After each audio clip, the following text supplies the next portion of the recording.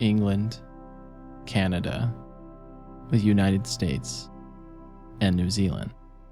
These are just a small group of places located around the world where locals have documented hearing a persistent and invasive low-frequency humming sound. It's described as a droning or rumbling sound that is only audible to some people. Depending on the location, it's been given different names. In New Mexico, it's referred to as the Taos hum and the Windsor hum in Ontario. This mysterious hum doesn't seem to be a single phenomenon, and many different causes have been attributed, such as local mechanical sources from industrial plants or manifestations of tinnitus, along with other auditory effects. This odd phenomenon began snowballing during the 1960s from people who had never heard anything like it before. Out of nowhere, they were bombarded by this annoying low-frequency humming or throbbing sound. Many of the cases do have certain factors in common. Generally, the hum can only be heard when indoors, and the hum is much louder during the night than the daytime. Geographically, the hum is much more common in rural or suburban environments. Reports of the hum is extremely rare in urban areas, most likely due to the steady background noise in the chaotic cities. In 2003, a study was conducted by acoustical consultant Jeff Leventhal of Surrey, England. His study concluded that only around 2% of the people living in the hum-prone areas can hear the noise, and most of the 2% are ages 55 to 70. Sometimes referred to as hummers or hearers, the people who hear this sound describe it as being similar to a diesel engine that's idling nearby. The hum has been known to drive the listeners to the edge of despair. It's a kind of torture. Sometimes you just want to scream. It's worse at night. It's hard to get off to sleep because I hear this throbbing sound in the background. You're tossing and turning, and you get more and more agitated about it. Leeds is one of the multiple locations around the world where the hum has recently become common. Many people who don't suffer the same excruciating hum sound will hastily call the others crackpots or crazy. This only makes things much worse for the hummers who have to deal with this day in and day out. Hummers complain of nausea, dizziness, headaches, nosebleeds, sleep disturbances, and one suicide in the United Kingdom has been blamed on the hum. Bristol, England was one of the very first locations where the hum was reported by locals. In the 70s, over 800 residents in the coastal city began hearing the steady humming sound, which would be blamed on vehicular traffic and local factories working 24-hour shifts. Another popular location of the hum, as stated earlier, is in Taos, New Mexico.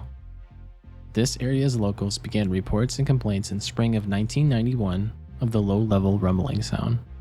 After multiple experiments and research conducted by a team from Los Alamos National Laboratory, University of New Mexico, Sandia National Laboratories, and other regional experts were in the end unable to identify the source of the noise. Some researchers have also been investigating the hum in Bondi, a seaside area of Sydney, Australia, for several years now. They, like many other researchers, have come to no confident conclusion as to what the source of the sound is. It sends people around here crazy. All you can do is put music on to block it out. Some people leave fans on, one resident told the Daily Telegraph. A 2003 study financed by the Indiana City's municipal government isolated the Kokomo hum. The investigation discovered 2 industrial sites, one being a Daimler Chrysler plant, were producing noise at certain specific frequencies. The residents continue to complain about the hum in the area.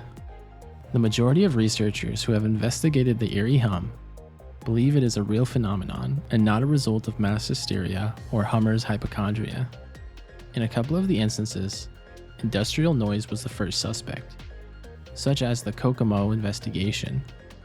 In another instance, Leventhal was able to track the noise to a neighboring building's central heating unit.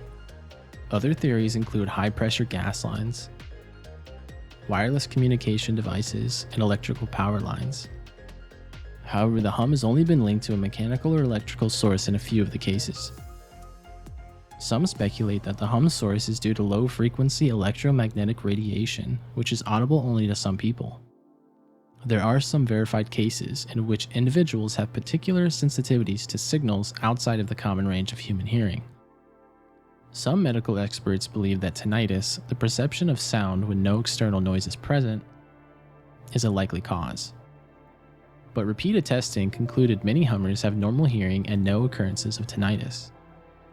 Seismic activities such as microseisms, which are very faint, low-frequency tremors generated by ocean waves, among other environmental factors, have been blamed. And of course, this wouldn't be a true mystery if military involvement wasn't mentioned. Some theorize the military experiments and submarine communications are the cause, but absolutely no evidence exists to support this.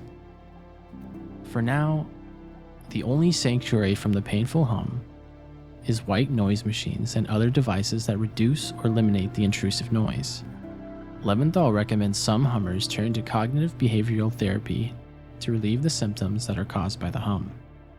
The mysterious hum has been invading good folk all around the world for over 40 years, and after several investigations consisting of all types of experts, it seems there is no solution in sight. What are your thoughts on this odd humming sound? Could science eventually give us the solution?